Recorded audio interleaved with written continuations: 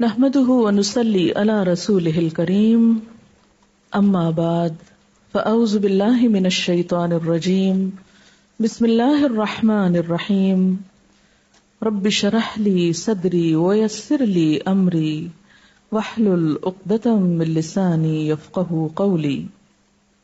ہمارے ہاں یہ رات یعنی شعبان میں خاص طور پر 15 شعبان کی رات شب برات کے نام سے مشہور ہے، جس کو شب رات کہتے ہیں۔ آپ دیکھیے کہ اسلام میں جو اہم دن آتے ہیں قرآن پاک اور سنت رسول صلی اللہ علیہ وسلم سے پتہ چلتے ہیں، ان میں سے بعض یہ ہے، مثلا یوم الحج، یوم عرفہ جس کو کہتے ہیں، یوم ترویہ جس دن حج کی ابتدا ہوتی، یوم نحر جس دن قربانی ہوتی، شہر رمضان جب روزے رکھے جاتے، لیلۃ القدر جو رمضان ہی کے آخری راتوں میں سے ایک ہے، قرآن جس میں نازل ہوا، عید الاضحیٰ، عید الفطر، ایام بیس۔ ایام بیس کیا ہیں؟ ہر مہینے کے 13، 14 اور 15، یعنی ایک 14ویں سے پہلے کی رات اور ایک 14ویں کے بعد کی رات، ان کے جو دن ہیں، یعنی 13 کا دن، پھر 14 کا دن اور 15 کا دن، ان دنوں میں روزہ رکھنا جو ہے وہ مسنون ہے، یعنی ہر مہینے جو شخص روزے رکھنا چاہے وہ ان 3 دنوں میں رکھے۔ ان کو ایام بیس اس لیے کہتے ہیں کہ ان کی راتیں بھی روشن ہوتی ہیں۔ پھر اسی طرح یوم الجمعہ، اس کی فضیلت آئی ہے، سورۃ الجمعہ بھی ہے، اسی طرح ایام تشریق ہیں، یا کچھ اور دن بھی ہو سکتے ہیں جن کا براہ راست ذکر جو ہے وہ قرآن پاک میں نہیں آیا، لیکن شب برات کا نام نہ کہیں قرآن میں آیا ہے اور نہ کہیں حدیث میں آیا ہے۔ شب برات نہ قرآن میں نہ حدیث میں۔ اس کی ایک وجہ تو یہ بھی ہو سکتی ہے کہ اس کا یہ جو لفظ ہے شب، یہ عربی کا لفظ ہی نہیں ہے، یہ کس کا لفظ ہے؟ فارسی کا لفظ ہے، اور اگر اس کے آگے رات لگاتے ہیں، شب رات، تو رات بھی عربی کا لفظ نہیں، اور اگر آپ اس کے آگے برات لگاتے ہیں، شب برات، تو برات بھی عربی کا لفظ نہیں، یہ شاید سنسکرت کا لفظ ہے جو شادی میں برات آتی ہے۔ بعض لوگ یہ کہتے ہیں کہ اس کا نام شب براءت ہے، براءت کہتے ہیں بیزاری کو، جیسے سورۃ توبہ کے شروع میں آپ نے پڑھا براءۃ من اللہ ورسولہ، سورۃ توبہ کی ابتدا اسی سے ہوتی ہے۔ تو براءت کا لفظی معنی کیا ہوتا ہے؟ بیزاری۔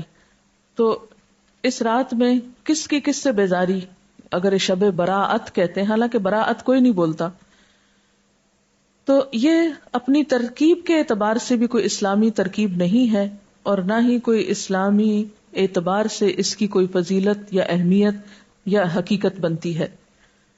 شب برات جو ہے یا شب رات جو ہے، ہمارے ہاں عام طور پر باقاعدہ جشن کی شکل میں منائی جاتی ہے، حالانکہ اسلام میں جشن کے دن صرف 2 ہیں، عید الفطر اور عید الاضحیٰ۔ حضرت انس رضی اللہ تعالی عنہ سے روایت ہے کہ جب رسول اللہ صلی اللہ علیہ وسلم مدینہ منورہ آئے تو ان کے ہاں 2 دن تھے جن میں وہ کھیلتے اور خوشیاں مناتے۔ آپ صلی اللہ علیہ وسلم نے ان کے بارے میں دریافت فرمایا تو آپ کو بتایا گیا مدینہ والوں کی طرف سے کہ ہم جاہلیت کے زمانے سے یہ 2 دن مناتے چلے آ رہے ہیں۔ آپ صلی اللہ علیہ وسلم نے فرمایا اللہ تعالیٰ نے تم کو اس سے بہتر 2 دن عطا کر دیے ہیں، عید الفطر اور عید الاضحیٰ۔ تو شب برات کا جو جشن ہے، یعنی رات کو آتش بازی اور مخصوص قسم کے کھانے پکانا، ان کو اسلام کا ایک حصہ بنا لیا گیا۔ اگر آپ اس کو اپنے کلچر کا حصہ کہیں یا اپنی روایات کا حصہ جو بر صغیر کی ہیں خاص طور پر، تو کوئی بات نہیں۔ مثلاً آپ 14 اگست مناتے ہیں، یا آپ 9 نومبر آج منا رہے ہیں، بہت سے لوگ گھروں میں چھٹی کر کے منانے کا ہمارے ہاں ایک ہی طریقہ چھٹی کر لی جائے۔ علامہ اقبال نے دن رات کام کیا تھا اور ہم دن رات چھٹیاں کرنا چاہتے ہیں۔ بہرحال تو وہ آپ کا کیا ہے؟ ایک لوکل کلچر ہے، اس کا اسلام سے کوئی تعلق نہیں، یعنی 9 نومبر کا اسلام سے کوئی تعلق نہیں۔ اسی طرح اگر آپ 15 کو آتش بازی کرتے ہیں یا حلوہ پکاتے ہیں تو وہ آپ کا لوکل کلچر تو ہو سکتا ہے، اس کا اسلام سے کوئی تعلق نہیں، کیونکہ اس کے بارے میں نہ کوئی تعلیم قرآن پاک سے ہم کو ملتی ہے اور نہ ہی نبی صلی اللہ علیہ وسلم کی سنت سے۔ مثلاً اس رات میں کیا ہوتا ہے؟ حلوہ پکایا جاتا ہے اور دوسروں کو کھلایا جاتا ہے۔ مردوں کی فاتحہ دلائی جاتی ہے، چراغاں کیا جاتا ہے، کینڈلز وغیرہ لوگ چھتوں پر جلاتے ہیں، اور اب اس کی جگہ دوسری بجلی کی بتیاں بھی جلائی جاتی ہیں، آتش بازی کی جاتی ہے، گھروں میں خاص طور پر رنگ روغن کیا جاتا ہے، صاف کیا جاتا ہے. لیکن اگر غور کیا جائے تو ان میں سے کوئی بھی چیز اپنی اصل کے اعتبار سے قرآن اور سنت سے نہیں ہے. جہاں تک اس بات کا تعلق ہے کہ حلوہ پکانا، تو آپ دیکھیے کہ اس کے پیچھے یہ کہا جاتا ہے کہ نبی صلی اللہ علیہ وسلم کا دانت مبارک احد میں شہید ہوا تھا تو آپ کو حلوہ پکا کر کھلایا گیا تھا، تو ہم بھی حلوہ پکاتے ہیں. تو بات یہ تھی کہ آپ نے تو دانت شہید کروایا تھا، ہم نے کتنے دانت اسلام کی راہ میں شہید کرائے ہیں؟ تو اگر دانت ہمارا شہید نہیں ہوا تو حلوہ کھانے کا ہم کو کیا حق ہے؟ دوسری بات یہ کہ آپ کو یہ معلوم ہے کہ جنگ احد شوال میں ہوئی تھی، جنگ احد شوال میں ہوئی تھی، اور ہم حلوہ 15 شب کو کھا رہے ہیں. لہذا اس حلوے کی کوئی بھی اصل نہیں ہے.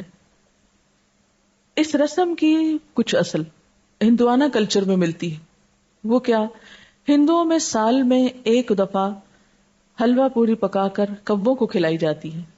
یہ ان کی ایک رسم ہے، اور وہ اسے بزرگوں پرکھوں کو کھلانا کہتے ہیں. کیا کہتے ہیں؟ بزرگوں پرکھوں کو کھلانا. شب برات میں عموماً صرف حلوہ نہیں، پوری بھی ہوتی ہے جو شاید اسی کلچر سے مشابہت رکھتی ہے. پھر آپ دیکھیے کہ بعض لوگ یہ کہتے ہیں کہ حضرت اویس قرنی نے آپ صلی اللہ علیہ وسلم کی مطابق میں دانت شہید کیا تھا اور انہوں نے حلوہ کھایا تھا. تو یہ ہے کہ اگر آپ نے ان کی بھی پیروی کرنی ہے تو پھر پوری کیجئے، آدھے حصے کی نہیں. پہلے دانت توڑیے اور اس کے بعد پھر حلوہ کھائیے. لیکن بات یہ ہے کہ آپ صلی اللہ علیہ وسلم سے صرف بیٹھ کر حلوہ کھانے کی کوئی روایت نہیں ملتی. آپ کے گھر میں تو 2 ماہ چولہا نہیں جلتا تھا، صرف کھجور پانی پہ گزارا ہوتا تھا. پھر اسی طرح یہ ہے کہ بعض لوگ شب برات کو مردوں کی عید بھی کہتے ہیں، یعنی عید الفطر تو زندوں کی عید ہے، بعض کے ہاں شب برات مردوں کی عید ہے. ان کا خیال یہ ہے کہ اگر کوئی شخص شب رات سے پہلے مر جائے تو جب تک شب رات میں حلوہ پوری اور چپاتی پر اس کی فاتحہ نہ کی جائے وہ مردوں میں شامل نہیں ہوتا، اور نہ اس کے کنبے میں پہلا تہوار منایا جاتا ہے. یعنی رواج کیا ہے کہ جب کوئی فوت ہو جائے تو پہلا تہوار یہ منایا جائے، پھر اس کے بعد کوئی شادی رکھی جائے یا کوئی اور خوشی کا موقع. تو یہ مردے کی پہلے عید کی جائے پھر اپنی عید. آپ نے دیکھا ہوگا کہ اگر کسی کا کوئی رشتہ دار عید سے پہلے فوت ہو جائے تو وہ عید نہیں مناتی ہے. ہمارے یہاں کتنی عام ہے یہ بات نا.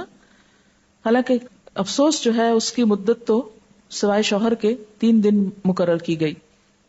پھر اسی طرح یہ ہے کہ ان کے ہاں، ہندوؤں کے ہاں اگر کوئی فوت ہو جائے تو یہ پرکھوں کو کھلانے والے واقعے سے پہلے نہ کوئی شادی بیاہ رکھتے ہیں اور نہ ہی کوئی اور خوشی کا موقع. اور اسی طرح یہ ہے کہ اگر کوئی شخص یہ نہ کرے تو اس کو اپنی برادری سے نکال دیتے ہیں. یہ بھی ہندوؤں کے ہاں ہے.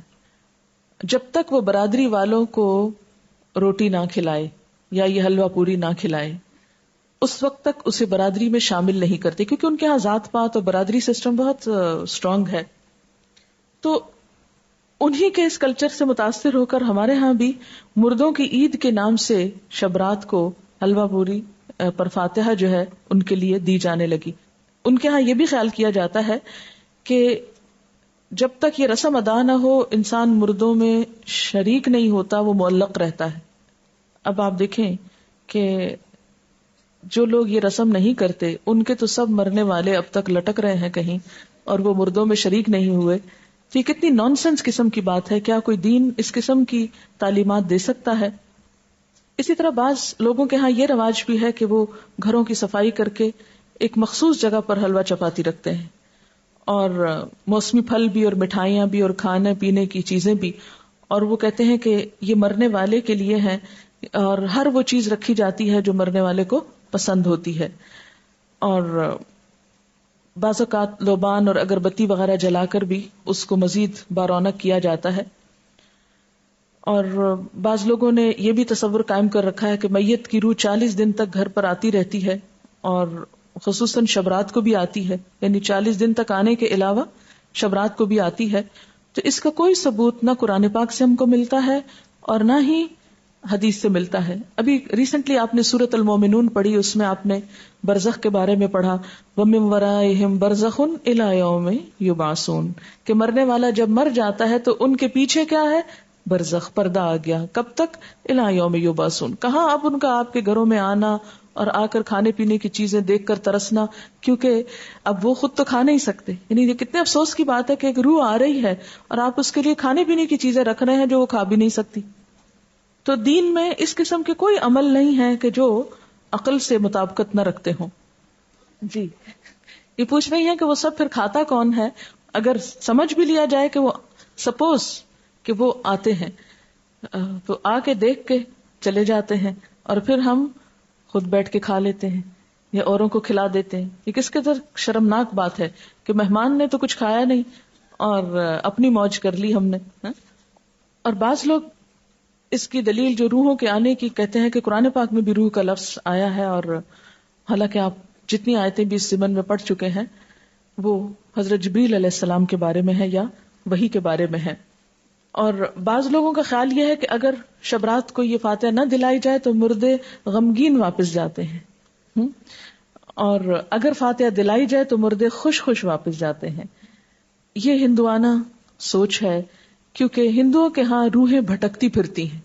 انشاءاللہ آپ کو لیٹر آن یہ 3 بڑے مذاہب جو بر صغیر سے متعلق ہیں، ہندوازم اور بدھزم اور سکھوں کے بارے میں انشاءاللہ کچھ لیکچرز دلوائے جائیں گے. یہ ہم آخر میں بالکل کرتے ہیں، اور اس وقت جب آپ قرآن پاک تقریباً پڑھ چکے ہو، تاکہ آپ جب وہ سنیں تو قرآن کو کمپیئر کر سکیں کہ ان باتوں کی تردید قرآن میں کس کس طریقے سے ہوتی ہے.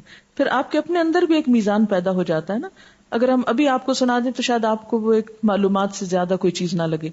تو ہندوؤں کے ہاں یہ سمجھا جاتا ہے کہ روحیں بھٹکتی پھرتی ہیں، اور ان کے خیال میں تو بعض اوقات وہ دشمنوں سے انتقام بھی لیتی ہیں، لیکن قرآن پاک سے اور حضور صلی اللہ علیہ وسلم کی سنت سے کہیں ثابت نہیں.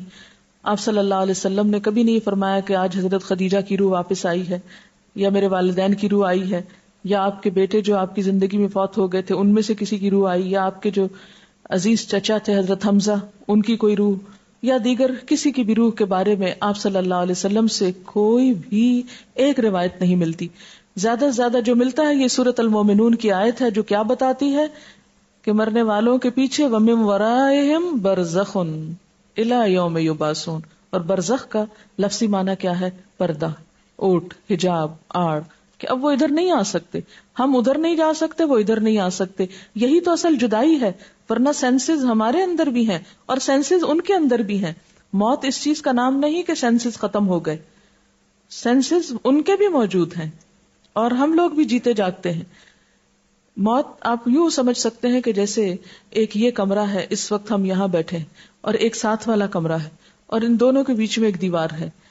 اس کا دروازہ کھلتا ہے تو ایک شخص ادھر چلا جاتا ہے. موت کا بھی یہی ہوتا ہے کہ وہ ایک مخصوص گیٹ کھلتا ہے اور انسان اس دنیا سے رخصت ہو کے دوسری دنیا میں چلا جاتا ہے. موت فنا کا نام نہیں، موت صرف انتقال ہے، ایک جگہ سے دوسری جگہ جانے کا نام ہے. یہاں بھی انسان خوشی غم محسوس کرتا ہے اور برزخ میں بھی انسان خوشی غم محسوس کرتا ہے. دنیا میں خوشی غم کے اسباب اور ہوتے ہیں، برزخ میں خوشی غم کے اسباب انسان کے اعمال ہوتے ہیں.